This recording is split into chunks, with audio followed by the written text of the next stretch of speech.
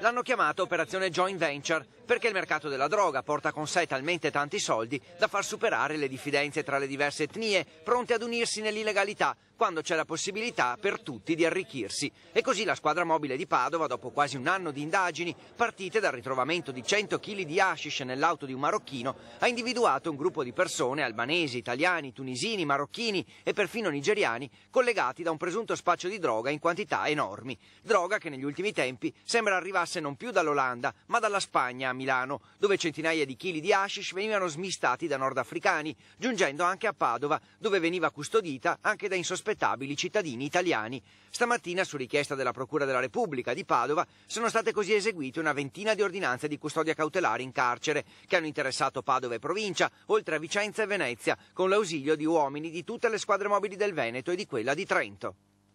Le difficoltà dell'indagine quali sono state? Le difficoltà dell'indagine sono che molti di questi soggetti spesso sono clandestini o comunque quelli non clandestini sono avvezzi al crimine, ragion per cui utilizzano tutti gli stratagemmi possibili e immaginabili che vanno da linguaggi criptici a cambi di utenze a movimenti sul territorio anomali, sincopati, imprevedibili. Nel dettaglio sono stati 17 gli arresti eseguiti, oltre a 2 provvedimenti di divieto di dimora e numerose perquisizioni. La maggior parte degli arresti sono venuti a Padova e provincia, ma c'è anche una donna di 33 anni residente a Marghera, accusata di aver trasportato con la sua auto ingenti quantità di droga, consegnata poi a spacciatori, e un vicentino di 23 anni. Durante una perquisizione è stato trovato in possesso di marijuana in notevole quantità, che pare coltivasse in un camper sotto la sua abitazione, ed è stato così arrestato in flagranza.